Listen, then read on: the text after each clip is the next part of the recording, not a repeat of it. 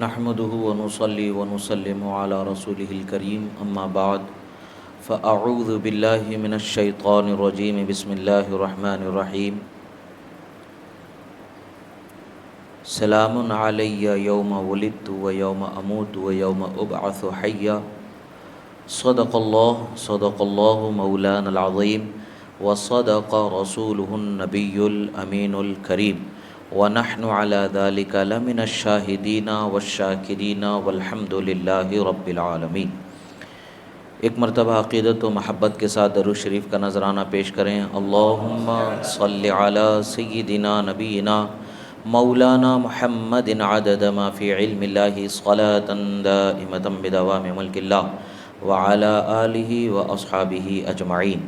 ایک مرتبہ اور نبی اور آل نبی پر درود شریف پیش کریں، پڑھیں اللہم صلی علی سیدنا نبینا مولانا محمد عدد ما فی علم اللہ صلاة دائمة بدوام ملک اللہ وعلی آلہ واصحابہ اجمعین۔ اللہ رب العزت کا بے پناہ شکر و احسان کہ اللہ رب العزت نے ہمیں اس کے حبیب صلی اللہ تعالیٰ علیہ وسلم کا امتی بنا کر کے پیدا فرمایا، اور آپ کی امت میں پیدا ہونے کے ساتھ ساتھ آپ کی محبت میں، آپ کی آمد کی خوشی میں اہتمام کرنے والے لوگوں میں ہمارا شمار اللہ نے فرمایا۔ یہ اللہ کا بہت بڑا احسان اور بہت بڑا فضل ہے، اللہ نے ہمیں یہ سعادت مندی عطا فرمائی۔ عزیزان محترم، اللہ کے رسول صلی اللہ تعالی علیہ وسلم کی شان ہم اور آپ مل کر کے کبھی کما حق وہ بیان کر ہی نہیں سکتے ہیں۔ اگر کوئی ان کی حقیقت کو جانتا ہے تو وہ ان کا رب ہے جو ان کو جانتا ہے، کیونکہ وہی ان کا پیدا کرنے والا، وہی ان کا خالق ہے۔ وہ خوب جانتا ہے کہ کیا شان انہیں رب نے عطا فرمائی ہے۔ اللہ کے رسول صلی اللہ تعالی علیہ وسلم کی شان کو پھر ہم کیسے جانیں گے؟ اتنا ہی جان پائیں گے جتنا ہماری عقل و سمجھ کے مطابق قرآن و سنت کے بیان میں ان کی شان کا بیان ہو چکا۔ ہم نے جس قدر اپنی سمجھ کے مطابق سمجھے اتنا ہی ہم بیان کر پائیں گے، اس سے زائد کا ہم بیان کر نہیں سکتے ہیں۔ مگر کیا ہم نے جتنا جانا، جتنا سمجھا اتنا ہی ہے سب کچھ، یا اس سے کہیں زیادہ شان والا ان کو اللہ نے بنایا؟ تو یہی اولیاء کرام کو اللہ تعالیٰ نے جنہیں معرفت عطا فرمائی ہے، جنہیں انوار و تجلیات کے ایسی نعمتیں عطا فرمائی کہ نگاہیں بھی روشن ہوئیں، دل بھی روشن ہوا، ہر فکر کو ان کی روشن کیا گیا۔ انہیں عین مشاہدہ سے کرامتیں و منزلتیں، رفعتیں اس کے حبیب کی دکھائی گئیں۔ وہ بھی حیران ہو کر کے بیان کرتے ہیں لا یمکن ثناؤہ کما کان حقہ، جیسا کہ ان کی ثنا تعریف بیان کرنے کا حق ہے ہم اس کا بیان کر ہی نہیں سکتے۔ بعد از خدا بزرگ دوئی القصہ مختصر، یہی ہم کہتے ہیں کہ خدا کے بعد اگر کوئی شان و مرتبے والا ہے تو اے حبیب وہ آپ ہی کی شان ہے۔ یہ بیان کر کے عاجز ہو جاتے ہیں، قلم حیران ہو جاتے ہیں، فکر حیران ہو جاتی ہے، علم گھٹنے ٹیک کر کے عاجزی کا اور کم مائگی کا اعتراف کرتا ہے کہ جتنا میں نے جانا ہے وہ شان مصطفیٰ کا ایک عشر عشیر بھی نہیں جان پایا۔ یہ اللہ کے رسول صلی اللہ تعالیٰ علیہ وسلم کی شان ہے۔ آخر کیوں نہ ہو؟ اس لیے کہ اللہ نے انہیں اپنا محبوب بنایا ہے، اللہ نے انہیں رحمت للعالمین بنایا ہے، اللہ نے انہیں سید الانبیاء بنایا ہے، اللہ نے انہیں تمام انبیاء کا نبی بنایا ہے، آخری نبی خاتم النبیین بنا کر کے دنیا میں مبعوث فرمایا۔ عزیزان محترم، اللہ کے رسول صلی اللہ تعالیٰ علیہ وسلم کے پیدا ہونے کی خوشی کا اہتمام کرنا کیا یہ غلط ہو سکتا ہے؟ تعجب کی بات ہے کہ اس کے غلط ہونے کی کیا دلیل ہے سمجھ میں نہیں آتی۔ جائز ہونے کے لیے کسی دلیل کی حاجت ہی نہیں ہے کہ نبی کے پیدائش کا ذکر کرنا جائز ہونا اس کے لیے کوئی دلیل ہی کی حاجت نہیں ہے، اس لیے کہ نبی ہونا ہی سب سے بڑی دلیل ہے کہ ان کا ہی ہمیں ذکر کرنا ہے، مرتے دم تک نبی کا ذکر کرنا ہے، اور لا الہ الا اللہ محمد الرسول اللہ پڑھنا۔ جب تک کہ ہم ان کا ذکر نہیں کریں گے اہل ایمان سے نہیں ہوں گے، جب تک کہ ہم ان کی شان بیان نہیں کریں گے اہل ایمان سے نہیں ہوں گے۔ پتہ یہ چلتا ہے کہ نبی کی شان بیان کرنے کے لیے دلیل کی حاجت نہیں ہے، اس کو روکنے والے کو سوچنا چاہیے کہ میں کس دلیل سے روکوں گا۔ کوئی دلیل ایسی ہو بھی سکتی ہے؟ ہرگز نہیں ہو سکتی ہے کہ جو رسول خدا کے ذکر سے روک دے۔ عزیزان محترم، کسی خاص طریقے سے کسی خاص زمانے میں ذکر نہ کیے جانے کو یہ نہیں کہا جا سکتا کہ اس زمانے میں مطلق ذکر مصطفیٰ ہوا ہی نہیں، مطلق ذکر ولادت ہوا ہی نہیں، مطلق میلاد کا وہاں ذکر ہوا ہی نہیں، ایسا نہیں کہا جا سکتا۔ آج ہمارے پاس کرنٹ ہے، لائٹ ہے، مائک ہے، کرسی ہے، سب چیزیں ہیں، اس زمانے میں یہ سب کچھ نہیں ہوا کرتا تھا۔ مگر کیا آج ہم جس قدر اہتمام کرتے ہیں اس قدر اہتمام لائٹ، کرنٹ، کرسی، مائک نہ ہونے کی وجہ سے آج لائٹ، کرنٹ، مائک کا استعمال کرنا ناجائز ہو جائے گا؟ ہرگز نہیں ہو سکتا ہے۔ یہ اس زمانے کی سہولیات ہیں، اس زمانے میں جو سہولت تھی اسی اعتبار سے اس زمانے میں اس کا اہتمام ہوتا رہا۔ آج کے زمانے میں جس طریقے کی سہولت میسر ہے اسی طریقے سے آج کے زمانے میں اہتمام ہوتا رہے گا۔ اصل یہی ہے کہ رسول اللہ کی میلاد کا ذکر ہوا کرتا تھا یا نہیں ہوا کرتا تھا، رسول اللہ کی شان و عظمت کا بیان ہوا کرتا تھا یا نہیں ہوا کرتا تھا؟ بے شک یہ وہ بیان ہوا کرتا تھا۔ اب ہمیں زیادہ دور جانے کی ضرورت نہیں ہے۔ رسول خدا صلی اللہ تعالی علیہ وسلم سے صحابہ کرام نے پوچھا، اے اللہ کے رسول صلی اللہ تعالی علیہ وسلم، آپ ہر پیر کے دن روزہ رکھتے ہیں، اس کی کیا وجہ ہے؟ خاص وجہ کیا ہے؟ یا رسول اللہ، آپ پیر کے دن روزہ رکھتے ہیں، اس کی کیا وجہ ہے؟ اللہ کے رسول صلی اللہ تعالی علیہ وسلم ارشاد فرماتے ہیں، فیہ ولدت و فیہ انزل علیہ، فرماتے ہیں اسی دن میں پیدا کیا گیا ہوں اور اسی دن اللہ نے مجھ پر وحی نازل فرمائی، قرآن کو نازل فرمایا۔ سوچنے کی بات ہے، رسول خدا صلی اللہ تعالی علیہ وسلم اپنے پیدا کیے جانے والے دن کا اہتمام کر رہے ہیں کہ نہیں کر رہے ہیں؟ بے شک رسول اللہ اس دن کا اہتمام کر رہے ہیں، روزہ رکھ کر کے بتا رہے ہیں اس دن میں کچھ خاصیت ہے، اور دنوں سے زیادہ کچھ خاص اس دن کو خاصیت حاصل ہے۔ جبکہ دنوں میں اگر دیکھا جائے تو جمعہ کا دن سب سے فضیلت والا دن ہوتا ہے۔ اللہ کے رسول نے خود فرمایا کہ سورج جمعہ سے بہتر کسی دن پر طلوع ہی نہیں ہوا ہے، تو یہ حدیث بھی ہمیں بتاتی ہے جمعہ فضیلت والا دن ہو کر کے بھی رسول اللہ صلی اللہ تعالی علیہ وسلم پیر کے دن روزہ رکھ کر کے بتا رہے ہیں کہ لوگوں اس دن مجھے پیدا کیا گیا ہے۔ اب اس سے پتہ کیا چلتا ہے؟ ہر فضیلت جو فضیلت والا ہونا جس شے کو حاصل ہے وہ نسبت مصطفیٰ ہی سے وہ حاصل ہے، رسول اللہ کی نسبت ہی سے وہ چیز حاصل ہے، رسول اللہ صلی اللہ تعالی علیہ وسلم کے وجود کی برکتوں ہی سے وہ چیز حاصل ہے۔ اب صحابہ کرام رضوان اللہ علیہم اجمعین کے طریقے کو سوال میں لایا جاتا ہے، کیا رسول اللہ کے صحابہ نے ایسا کیا؟ کیا فلاں حضرات نے ایسا کیا؟ کیا فلاں حضرات نے ایسا کیا؟ یہ سوال کرنے سے پہلے لوگوں کو سمجھنے کی ضرورت ہے، لوگوں کو جاننے کی ضرورت ہے، علم حاصل کرنے کی ضرورت ہے۔ ہر چیز کو جو ہماری سمجھ میں نہ آئے انکار کرنا یہ دلیل نہیں ہے، بلکہ اس کی حقیقت کو سمجھنا ضروری ہے۔ یاد رکھیں، نسائی شریف جو صحاح ستہ کے مشہور 6 کتابوں میں حدیث کی ایک عظیم کتاب ہے جسے سنن نسائی کہا جاتا ہے، اس کے اندر روایت کی جاتی ہے کہ ان رسول اللہ صلی اللہ تعالی علیہ وسلم خرج علی حلقۃ یعنی من اصحابہ فقال ما اجلسکم قالوا جلسنا ندعو اللہ ونحمده علی ما هدانا لدینہ ومن علینا بک یا رسول اللہ صلی اللہ علیہ وسلم۔ یعنی یہاں پر صحابہ اکرام فرما رہے ہیں رسول اللہ صلی اللہ تعالی علیہ وسلم ایک مرتبہ اپنے حجرہ مبارکہ میں تشریف فرما تھے، چند صحابہ کرام مسجد نبوی میں جمع ہوئے ہیں اور کچھ ذکر فرما رہے ہیں۔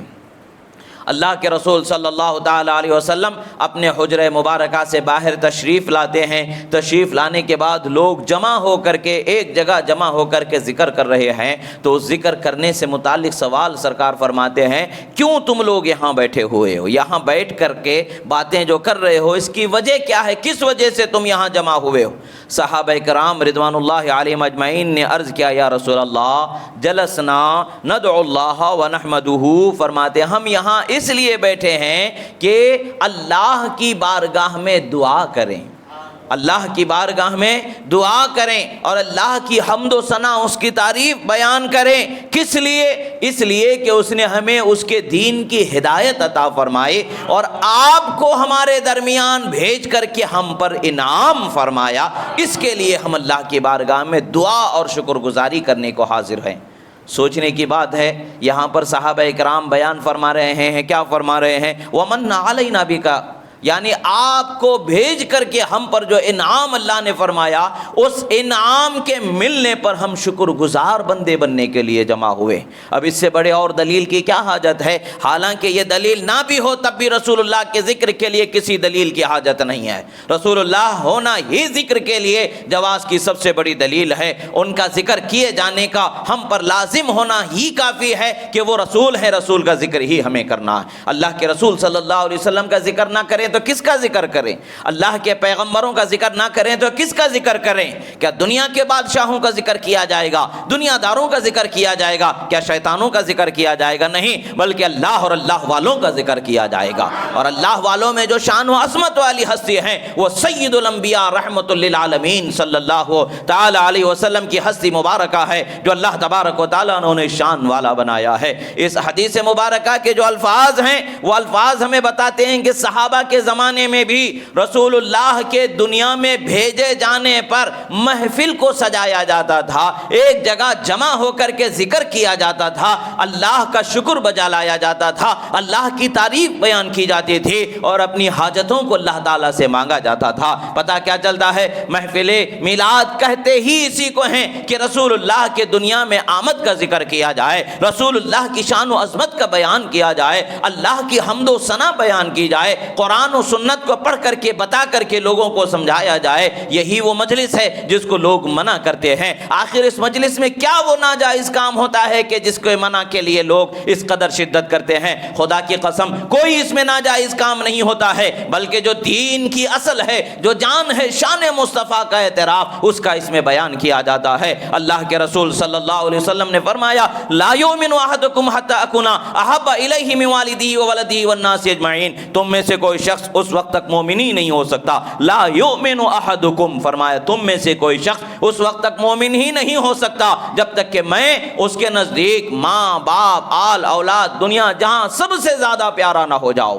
اللہ کے رسول صلی اللہ علیہ وسلم کی محبت کو جب ہم ہر ایک سے بڑھ کر کے اپنے دل میں جب تک نہ بسائیں اس وقت تک ہم مومن نہ ہو سکیں گے. مومن ہونے کو شرط ہے کہ اپنی جان مال آل اولاد ماں باپ سب سے زیادہ رسول اللہ کی محبت اپنے دل میں بسانی چاہیے. یہی وجہ ہے کہ صحابہ جب بھی رسول اللہ کی بارگاہ میں حاضر ہوتے تو عرض گزار ہوتے فدا کا امی و ابی یا رسول اللہ, اے اللہ کے رسول میرے ماں باپ آپ پر قربان ہیں. یہ طریقہ ہے رسول اللہ صلی اللہ علیہ وسلم کی محبت کا. اب یہاں پر صحابہ جمع ہیں, صحابہ کرام کیا کر رہے ہیں؟ رسول اللہ صلی اللہ تعالی علیہ وسلم کا ذکر کر رہے ہیں, اللہ کا شکر بجا لا رہے ہیں, دعائیں کر رہے ہیں. کس بات پر شکر بجا لایا جا رہا ہے؟ کس بات پر دعائیں مانگی جا رہی ہیں؟ کس بات پر؟ تو بیان ہو رہا ہے کہ دین کی ہدایت دی جانے پر اور رسول اللہ کے بھیجے جانے پر شکر گزاری کی جا رہی ہے.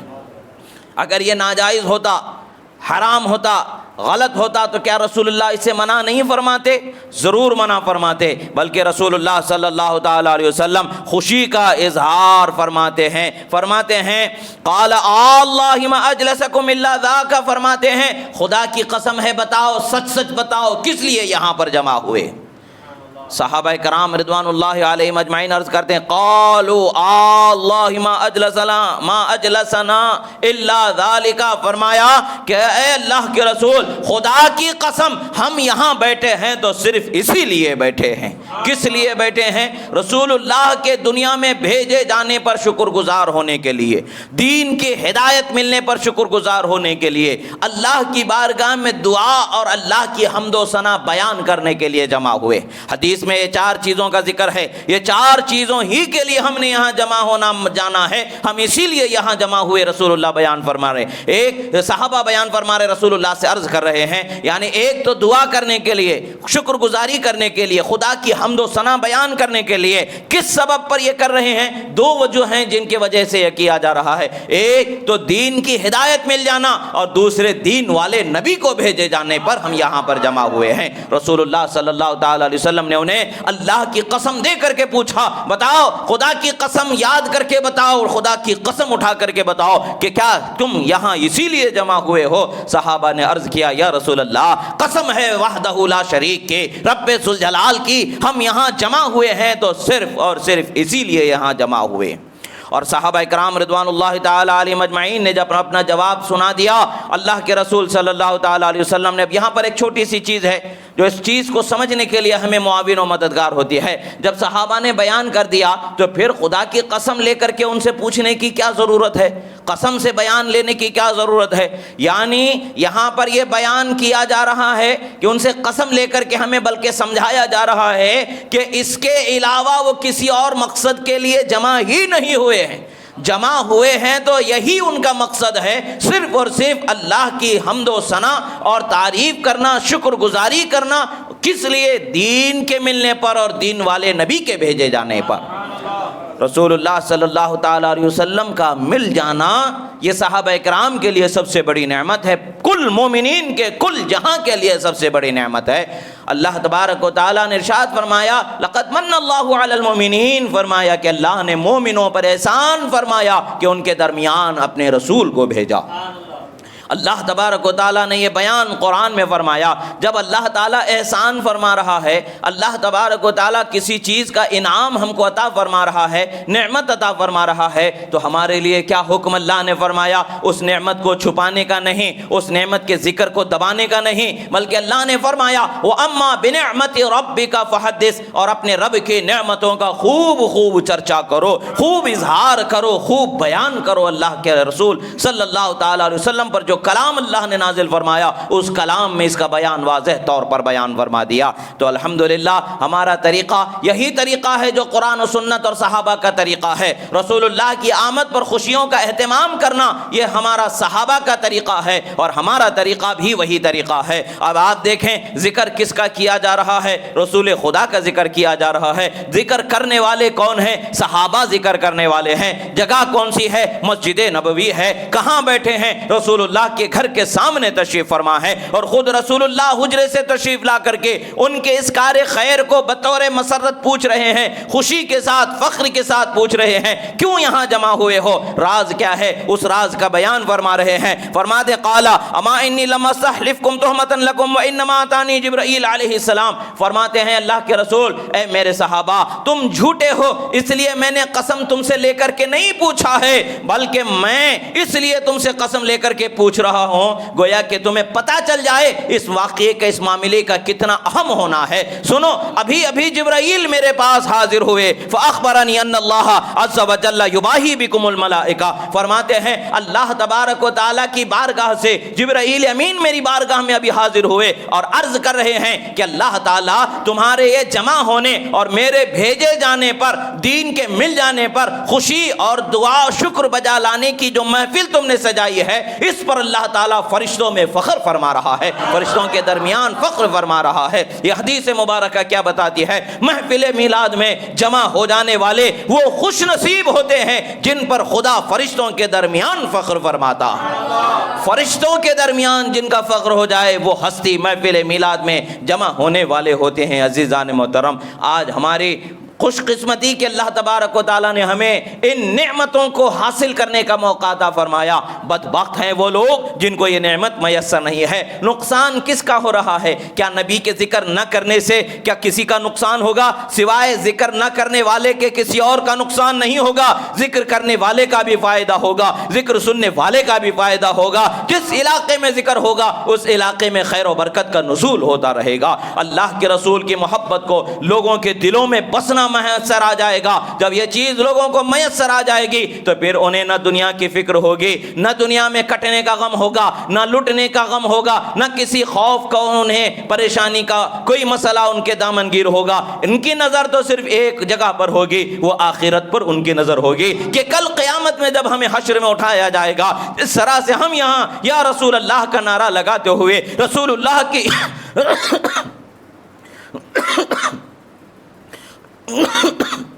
رسول اللہ کی تعریف و توصیف بیان کرتے ہوئے زندگی ہم نے گزاری۔ اسی طریقے سے جب ہم رسول اللہ کی شان کو حشر میں دیکھیں گے تو یہاں سے کہیں زیادہ ہم عرض کریں گے یا رسول اللہ بے شک آپ کو اللہ تعالیٰ نے وہ شان بخشی ہے کہ ہم وہاں پر پکار اٹھیں گے سب سے اعلیٰ و اولا ہمارا نبی، سب سے بالا و والا ہمارا نبی۔ اس وقت پر بھی ہماری زبانوں سے یہی چیزیں جاری ہوں گی۔ عزیزو، رسول اللہ کے ذکر کے لیے، رسول اللہ کی آمد کے بیان کے لیے، رسول اللہ کے میلاد کے لیے کسی دلیل کی حاجت نہیں ہے۔ رسول اللہ کا ذکر ہونے کی حیثیت سے وہ خود ہی ایک دلیل ہے کہ وہ ذکر کیا جائے، اور کسی چیز کی حاجت نہیں۔ لوگ دلیل پوچھتے ہیں، ان سے کہہ دیں کہ ہمیں کسی دلیل کی حاجت نہیں ہے، ہم نے کلمہ پڑھ لیا، یہی ہماری دلیل ہے کہ ہم رسول اللہ کا ذکر کرتے رہیں گے۔ دنیا میں جب تک جئیں گے ان کے ذکر پر جئیں گے، دنیا سے جب اٹھائے جائیں گے ان کے ذکر پر اٹھائے جائیں گے۔ مرتے وقت پر کیا ہم دعا کرتے ہیں؟ اللہ ہمیں ایمان پر خاتمہ فرما۔ ایمان پر خاتمہ ہونے کا کیا مطلب ہے؟ جب دنیا سے جانا ہوگا تب بھی لا الہ الا اللہ محمد الرسول اللہ زبان سے جاری ہونا ہے، اور اس سے ہٹ کر کے نہیں ہے۔ اور جب دنیا میں آ جاتے ہیں تو ہماری کانوں میں جو آواز ڈالی جاتی ہے وہ اذان کی آواز ڈالی جاتی ہے۔ اشہد ان محمد الرسول اللہ کہا جاتا ہے اور اشہد ان لا الہ الا اللہ کہا جاتا ہے۔ یہ آوازیں ہماری کان میں بتاتی ہیں کہ دنیا میں آنا بھی خدا و رسول کے ذکر کو سنتے ہوئے آنا ہے، دنیا سے جانا بھی خدا و رسول کے ذکر کو کرتے ہوئے جانا ہے۔ چاہے وہ زبان سے ذکر ہو جائے، چاہے وہ دل سے ذکر ہو جائے، چاہے وہ روح سے ذکر ہو جائے، بس اسی ذکر کے ساتھ مومن کا دنیا سے جانا ہوتا ہے۔ عزیزان محترم، اللہ کے رسول صلی اللہ تعالیٰ علیہ وسلم کی آمد پر ہمیں خوشیوں کا خوب اہتمام کرنا چاہیے۔ یہ طریقہ صحابہ کرام رضوان اللہ علیہم اجمعین کا رہا ہے۔ جب رسول اللہ صلی اللہ تعالیٰ علیہ وسلم مکہ مکرمہ سے مدینہ منورہ ہجرت کر کے تشریف لے جا رہے تھے، اس وقت پر مدینے کی گلیوں کو سجایا گیا تھا، مدینے کے بازاروں کو سجایا گیا تھا، ہر گھر کو سجایا گیا تھا۔ اور رسول اللہ کی آمد کیسے ہو رہی ہے؟ 70 سے زائد جانثار صحابہ کرام کے ساتھ ایک عظیم جلوس کی شکل میں رسول اللہ مدینہ منورہ میں تشریف لا رہے ہیں۔ اور صحابہ کرام کی جو بچیاں ہیں وہ بچیاں طلع البدر علینا من ثنیۃ الوداع وجب الشکر علینا ما دعا للہ داعی کے ترانے گنگناتے نظر آ رہی ہیں۔ چھوٹے چھوٹے دف بجاتی ہوئی، یہ دون بجاتی ہوئی، یہ ترانے نعت کے گنگنا رہے ہیں کہ ہم پر ثنیۃ الوداع کی گھاٹی سے، ودا کی گھاٹی سے ایک ایسا چاند طلوع ہوا ہے کہ جس کے مل جانے پر ہمیں ہمیشہ شکر گزار ہو کر کے زندگی گزارنا ہے۔ عزیزان محترم، یہ شکر گزاری، رسول اللہ کے آمد پر خوشیوں کا اہتمام، یہ صحابہ کرام کا طریقہ رہا ہے، اور آج ہمیں اس کے خوشیوں کے اہتمام پر لوگ منع نہ جائے، شرک بدعت نہ جانے کیسے کیسے الزام دے کر کے روکنے کی کوشش کرتے ہیں۔ یاد رکھیں، شیطان صفت ہیں وہ لوگ جو ہمیں رسول اللہ کے ذکر سے روکتے ہیں، شیطان صفت ہیں وہ لوگ جو رسول اللہ کی یاد سے ہمیں غافل کرنا چاہتے ہیں، رسول اللہ کی پیدائش کے ذکر سے ہمیں روکنا چاہتے ہیں، جبکہ رسول اللہ ہوں یا کسی بھی پیغمبر کے پیدا ہونے کا ذکر کیا جانا اور اس دن پر سلامتی کا نازل ہونا یہ قرآن سے ثابت ہے۔ حضرت عیسیٰ علیہ نبینا وعلیہ السلام کے بیان کو اللہ تبارک و تعالیٰ نے قرآن مجید میں فرمایا۔ عیسیٰ علیہ السلام کا بیان ہے، عیسیٰ علیہ السلام کے بیان کو قرآن میں اپنا کلام بنا کر کے اللہ تعالیٰ نے نازل فرمایا۔ وہ کیا ہے؟ سلام علیہ یوم ولدت و یوم اموت و یوم ابعث حیا۔ فرماتے ہیں سلام ہو مجھ پر، سلامتی ہو مجھ پر، اور سلامتی ہو اس دن جس دن میں پیدا کیا گیا ہوں۔ پھر سلامتی ہو اس دن پر جس دن میں دنیا سے اٹھایا جاؤں گا، سلامتی ہو اس دن پر پھر جب مجھے حشر میں اٹھایا جائے گا۔ یعنی نبی کا دنیا میں آنا بھی سلامتی ہے، دنیا سے جانا بھی سلامتی ہے، حشر میں اٹھایا جانا بھی سلامتی ہے۔ ہر حال میں نبی کا وجود سلامتی ہی سلامتی کو لانے والا ہے۔ یہ قرآن کی دلیل ہے۔ قرآن جس چیز کو سلامتی بتا دے، اس چیز کو ہم سلامتی نہ جانے تو کیا ہمارا حال ہوگا؟ بدعت اور حرام ہونا کیا سلامتی ہو سکتا ہے؟ نہیں، یہ ہلاکت ہے۔ بدعت و حرام ہلاکت کی طرف جہنم میں لے جانے والا سبب ہے، یہ سلامتی نہیں ہے، بلکہ یہ ہمارے لیے ضلالت اور زحمت ہوگی۔ رحمت کیا ہے؟ سلامتی رحمت ہے، نعمت ہے، سلامتی نعمت ہے۔ وہ اللہ نے نبی کے پیدا ہونے والے دن کو سلامتی بیان فرما دیا۔ تو اس سے ہمیں پتہ کیا چلتا ہے کہ نبی کے پیدا ہونے کا دن اور پیدا ہونے کا وقت اور پیدا کیا جانا یہ سلامتی والا ہوتا ہے، اور جو سلامتی ہے وہ ہمارے لیے اس کا ذکر بھی سلامتی ہوتی ہے۔ عزیزان محترم، رسول اللہ نے روزہ رکھ کر کے پیر کے دن یہ بتا دیا کہ مجھے اس دن پیدا کیا گیا۔ ہر پیر کو رسول اللہ اپنے پیدائش کے دن کا اہتمام کرتے تھے۔ اس کی بھی دلیل ہے، یہ دلیل بخاری شریف کی حدیث ہے۔ دلیل مانگنے والوں کو سوچ لینا چاہیے کہ ہمیں تو چاہیے کہ ہر پیر کا اہتمام کریں۔ یہ ہماری بدقسمتی ہے کہ ہم دنیا کے ایسے طلبگار بن گئے ہیں کہ ہم ہر پیر اہتمام نہیں کر رہے۔ سال میں ایک مہینہ جب آتا ہے میلاد النبی کا تو کچھ بہت اس میں اپنے طور پر اپنی طاقت پر بساط بھر ذکر خیر اور اہتمام کر کے خوشیوں کا اظہار کر کے ہم گزر جاتے ہیں۔ حالانکہ ہمارا حق تو یہ ہے، نبی کی سنت تو یہ ہے کہ ہر پیر کے دن اہتمام کیا جائے، ہر پیر کو اس کا اہتمام ہو۔ مگر افسوس کہ ہم وہ نہیں کر پا رہے ہیں۔ مگر ہر پیر کو اس کا اہتمام نہ کر پائیں تو کیا اس کا یہ مطلب ہے کہ میلاد کے مہینے میں بھی نہ کریں؟ جس مہینے میں رسول اللہ پیدا ہوئے اس مہینے میں ذکر نہ کریں؟ افسوس کی بات ہے، یہ کم عقلی کی باتیں ہیں۔ عقل والے، ہوش والے، نبی کی محبت والے یہ سب باتوں میں نہیں الجھتے ہیں۔ بس ان کا ایک کام ہوتا ہے، ہم رسول اللہ کی محبت میں دیوانے ہیں، رسول اللہ کا ذکر کرنے کا جب بھی موقع ملے گا ہم اس موقع کو ہاتھ سے گنوانے والے نہیں ہیں۔ رسول اللہ کے شان کے بیان کا جب بھی موقع ملے گا ہم اس کو اپنے ہاتھ سے گنوانے والے نہیں ہیں۔ آج ہم جس طریقے سے ہم اپنی قسمت پر کل حشر کے دن ناز کریں گے،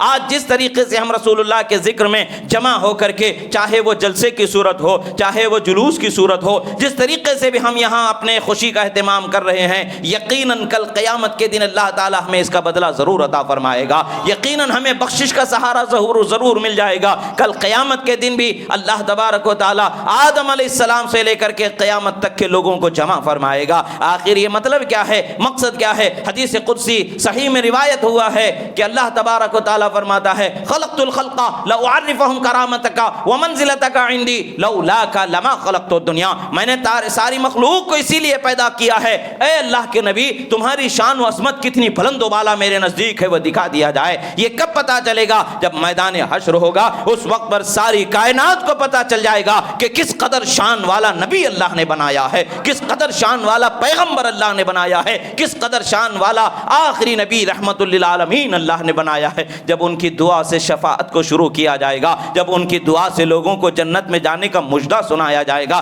جب ان کی دعا سے لوگوں کو جہنم سے نکالے جانے کا مژدہ سنایا جائے گا، اس وقت پر عاشق بھی یہی کہے گا کہ بخدا خدا نے ایسی شان والا نبی بخشا ہے کہ جس کی شان کا بیان ہمارے حق میں ہی نہیں ہے، ہماری طاقت ہی نہیں ہے۔ حق تو یہ ہے کہ ہم ان کے بیان کا حق ادا نہیں کر سکتے، بس خوش قسمتی ہماری یہ ہے کہ ہم ان کی غلامی میں زندگی گزارنے والے رہے۔ عزیزو، اس موقع کو غنیمت جانیں۔ کل قیامت کے دن جو موقع ہمارے لیے فخر کا سبب بنے گا، اس موقع کو غنیمت جانیں اور اپنی بساط بھر اپنے علاقے میں خوشیوں کا اہتمام کریں۔ اپنے بچوں کو نبی صلی اللہ تعالیٰ علیہ وسلم کی محبت کو سیکھنے سکھانے کا موقع دیں۔ جو جلوس نکلے گا اس جلوس میں خود بھی شامل ہو جائیں اور اپنے بچوں کو بھی شامل کریں، تاکہ دنیا والوں کو دکھا دیا جائے کہ محمد الرسول اللہ کسی ایسے کتاب میں لکھے ہوئے نام والے شخصیت کا ہی نام نہیں ہے، بلکہ وہ ایسے ہیں جو آج بھی ہمارے دلوں پر حکومت کرتے ہیں۔ ان کے لیے ہم سراپا اپنی جانوں کو قربان کرنے کے لیے تیار ہیں۔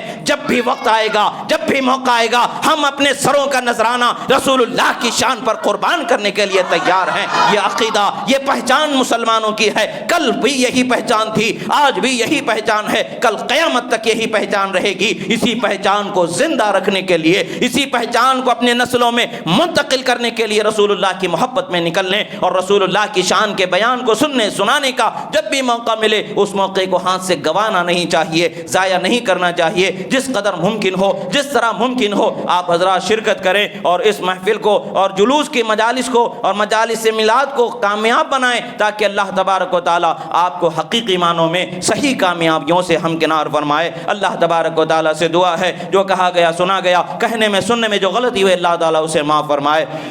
پروردگار جو کچھ صحیح و درست کہا گیا اسے قبول فرما اور ہمارے سینوں میں محفوظ فرما۔ ہمیں تیرے حبیب کی سچی محبت عطا فرما، رسول اللہ کی محبت میں جینے مرنے کی توفیق عطا فرما، دنیا و آخرت کی کامیابی عطا فرما۔ اقول قولی ھذا استغفر اللہ لی ولکم ولسائر المؤمنین۔ پروردگار ہم پریشان حال ہیں، مولا ہماری پریشانیوں سے ہمیں نجات عطا فرما۔ مولا ہماری زمینوں میں بارشوں کی کمی ہے، مولا بارشیں عطا فرما، نفع بخش بارشیں عطا فرما، نقصان دہ بارشوں سے ہماری حفاظت فرما، نفع بخش بارش عطا فرما، نفع بخش ہمارے کاروبار میں تسلی کے ساتھ کاروبار میں کامیابیاں عطا فرما، نفع عطا فرما، نقصان سے ہماری حفاظت فرما، بیماریوں سے ہماری حفاظت فرما، ہر حاجت ہر جائز تمنا کو پوری فرما۔ وصلی اللہ تعالی علی خیر خلق نور عرش سیدنا محمد وعلی آلہ وصحبہ اجمعین برحمتک یا ارحم الراحمین والحمد للہ رب العالمین۔